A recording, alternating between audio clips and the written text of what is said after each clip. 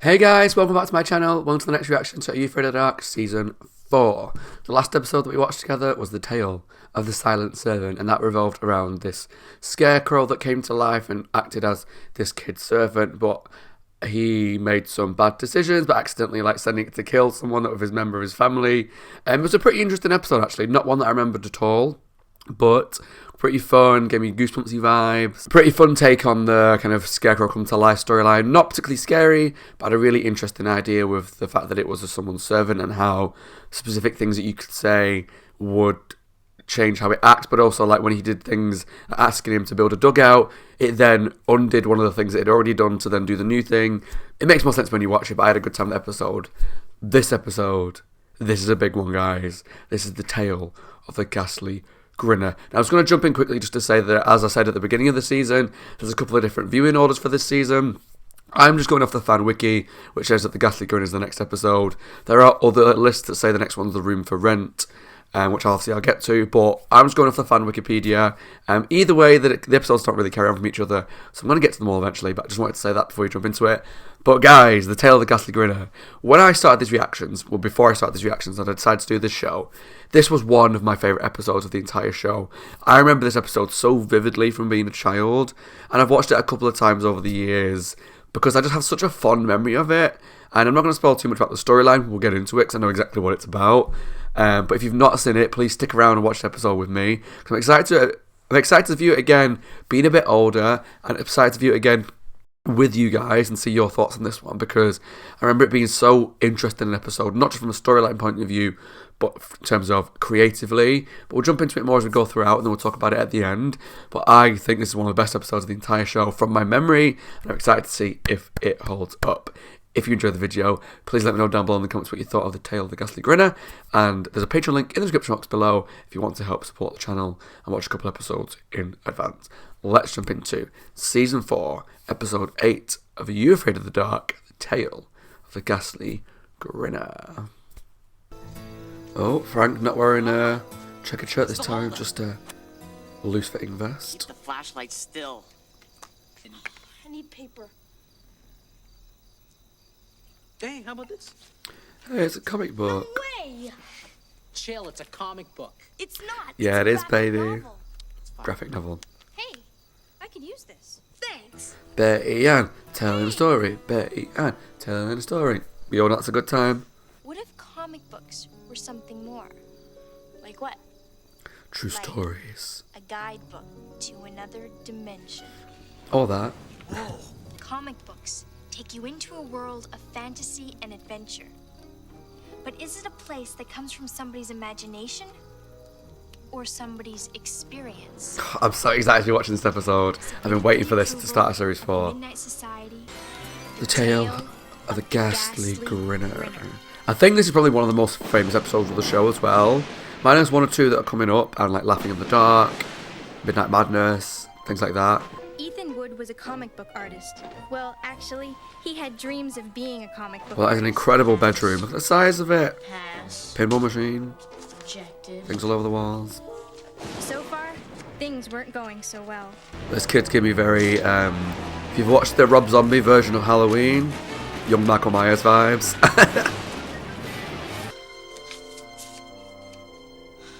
Come to the grand opening of Comic Books Inc.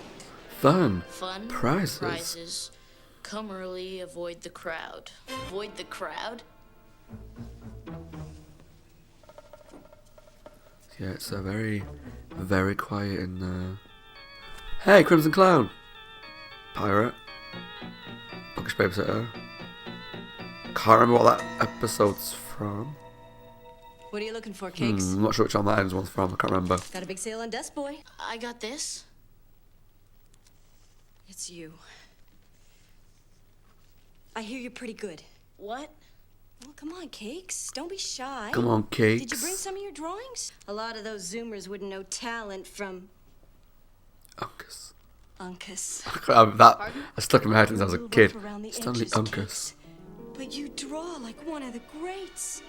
Sylvester Uncas. Sylvester Uncas. So, I was close. But you know I'm bad with names. A villain so hideous. His mere laugh could reduce his victims to giggling idiots. It's got such a cool design as well. Yeah, look at it. It's like a jester. Issue 1, Volume 1. It was so frightening. He only drew one issue. Yeah, baby. And then he disappeared. What I like about this episode, the music choices are so odd. Is the only It's really well stylized. And it's all yours. Don't thank me, Cakes. Thank Sylvester Uncas. Don't thank me, Cakes. Wherever he is. I like really weird transitions. It feels like it's set in like the past, like the 50s, kind of like full moon, but also Microwaves. it's You know not. how they work. Here she is. Of course, you know, Miss Piccolaro. Let's give someone else a try. Priorities, Mr. Wood. You can't. It's one of a kind. Correction. It's none of a kind. One awful teacher. Like, you can't take your kids, students' belongings and put them in water and destroy them. These two. Like the parents from Matilda. Got a call from school today, Ethan. You said you were causing trouble in class again. We'll get one more call like that, and there'll be no comic books for you until you finish college. What? It's for your own good, honey. Those silly comic books are an addiction. I like how now that I'm realising that she talks to them about addiction, but they're the ones just sat there, just like, I see you, you're afraid of the dark. I see what you're doing. I'm surprised it's still in one piece, to be honest. Considering how long it probably spent in that water. It's Hooper Piccolaro. Who? Hooper Piccolaro. I sit across from you in Mr. Wright's science class. You know, glasses, sweater, braces. I guess I'm a nerd. Oh, right. I mean, you're not a nerd. That's okay. I think a person should know what they are and work with it. Deep. Some deep life lessons from Hooper Piccolaro. I think a person should know oh my god, that plug. I mean it. I think you're a really great artist. And Uh-oh.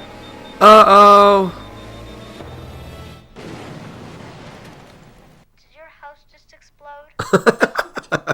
Dad? Mom? I love her so much. The kitchen just blew up. Uh-oh. He's here. Maybe you should open the door to get rid of this. Oops. Too late.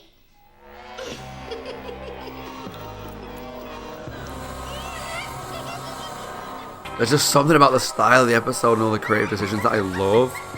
Music, voices, the weird vibes of everything. Something's happened to Mom. Heard any good jokes lately, Ethan? It's only me, Hooper Piccolaro. I sit across from you, Mr. Wright's science class. Get down. What are you doing here? I heard the explosion over the phone. What's going on? The ghastly grinder? Grinner. He She might be a geek, but she can't read, obviously. Trains them till they're nothing but laughing idiots. Oh my gosh, your parents. My parents. Us. So cool. What?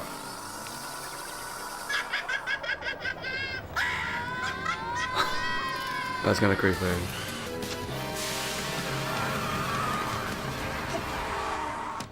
Oh. Bus driver's dead.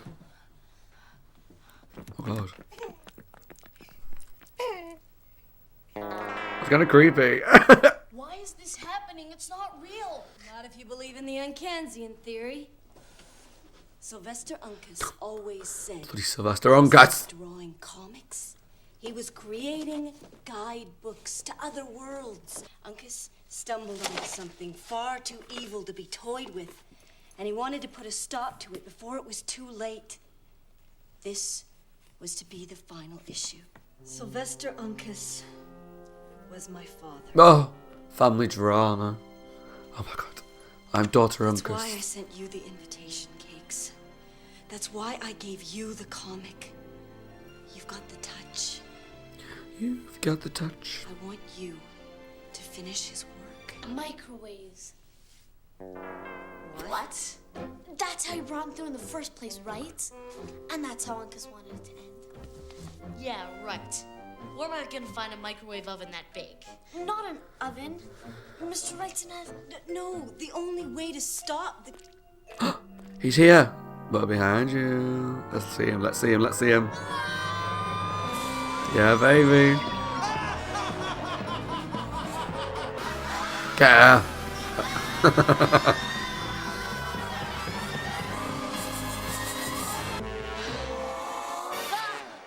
It's only me. Hooper Piccolero? I sit across from you. Yeah, I know. You sit across from me in Mr. Oh, she's so Wrightson's science funny. class. And the focal region is sufficiently agitated. Yeah. Listen, Hooper. Just a big rubber. It Is that might some get weird innuendo dangerous. joke I didn't You don't have understand? to stay. I hope there's an explanation for this. Not one that you'd buy. This is no laughing matter, young man. The microwaves! It's not working! I don't understand! How can I ever repay you for bringing me through?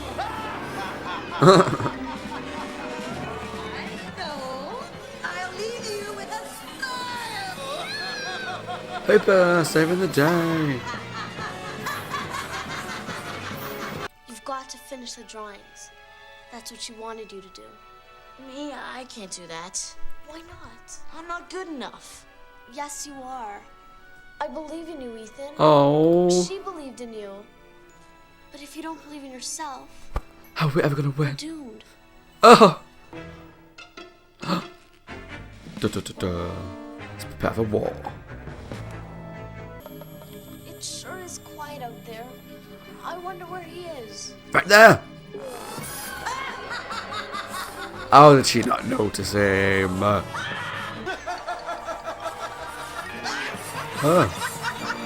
What's the matter, kid? You don't like to laugh?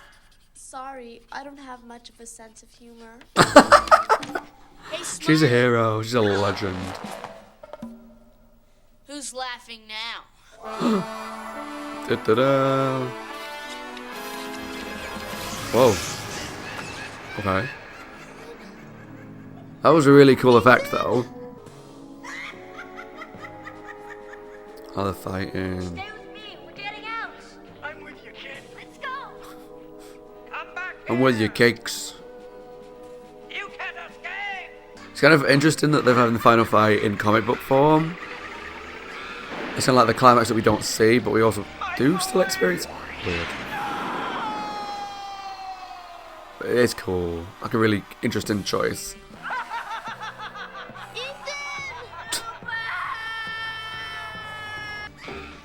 And Hooper, save the day. Yes. With your big rubber.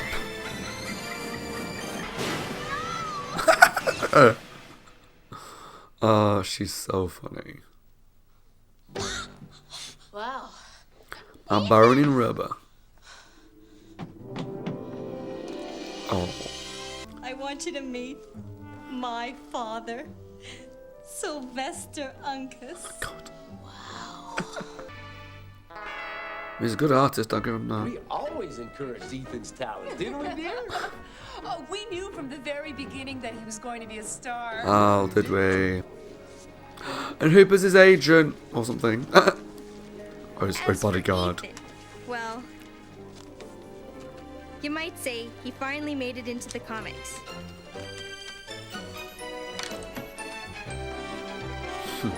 That was really, Ghastly. Yeah. I declare this meeting of the Midnight Society. Closed. Thanks for letting me borrow. that was awesome. Oh, they all seem to like it as well. That's nice. Okay, guys, that was my reaction to Are You Afraid of the Dark? Season 4, Episode 8, The Tale of the Ghastly Grinner. And I'm so happy to say that it lives up to my memory as one of the most unique episodes of the show, but also probably still one of my favourite episodes of the show. I think it's just brilliant from start to finish. I like the characters, the villain, the vibe and the style, which I know is something I'm going to go into a little bit more, but the creative choices and the styles of the transitions, the music, the dialogue is just so specific, and I think it adds to the theme of it all, and it kind of gave me vibes of The Tale of the Full Moon, not in that it's the same sort of genre, but when it chooses a specific tone and leans into that heavily, is what I've said since I started these reactions, is what Are You Afraid of the Dark does best, when it really goes, right, I know what I want to do with this episode. I'm not going to be a bland, spooky episode. I'm going to choose something really specific, like humour / creepiness, but a very specific style, and I'm going to do everything that fits that style. That's when it works really well. So with this one, we've got a few really good characters. The main guy, Ethan, I actually quite like him as a protagonist. I think he's quite likeable, because I think what really hit me when this was a kid, I think it did with a lot of kids as well, is the whole comic book thing, and he's a guy who wants to be a comic book artist, and when we're young, that's probably like kind of like the dream, isn't it? We want to make comic books and live in this kind of graphic novel world with superheroes, and especially nowadays, with Marvel and DC being so big now, and more like mainstream than it was before, I think this would still kind of resonate with kids nowadays. So with Ethan being this aspiring comic book artist, he's quite a likeable character, and he's quite good in that he has this girl, Hooper, which we'll talk about, who's like this nerdy kind of girl that in a lot of these young kid shows, especially in the 90s, that would be the character that would be like the sideline, like, oh, I don't want to know you, you're a nerd. But straight away he's just like, yeah, Hooper, hi, like, we'll talk. And she helps him and he accepts her straight away. So he's clearly a nice kid as well, with his parents who are quite indulgent with their food and aren't the most supportive, contrary to what's said at the end. They're not very supportive parents. So he's a nice guy who's coming from this like difficult background, who just wants to read comic books, and then along the way he meets Hooper, who is one of the best characters in television. She's so funny, she's so nerdy. I'm Hooper Piccolero, I sit across from you in Mr. Wright's science class, or whatever she says. Between that and the line of like, I'm a nerd, I think people need to accept who they are and just go with it. And the big rubber, I think she's just, again, a very specific character, but very likeable and very funny. And I just think she's brilliant. I think she's iconic. And again, she's stuck out in my memory since I was a kid. The Ghastly Grinner is brilliant as a villain. The design of him's so cool, from the blue and yellow jester outfit, the voice he puts on, the fact that he kills his victims or attacks them by making them laugh, and then the blue slime comes out. I think it's very, again, interesting. And I know I keep saying that a lot for this episode, but it's very odd choices, but it works so well that fit this unique theme they went for. And I think the Ghastly Grinner is just a brilliant villain. He's so memorable to me. The woman in the shop, Stanley Uncas's daughter, is kind of like leather wearing, like hipster, and hey, how you doing, cakes? And she's really memorable as well. She's funny.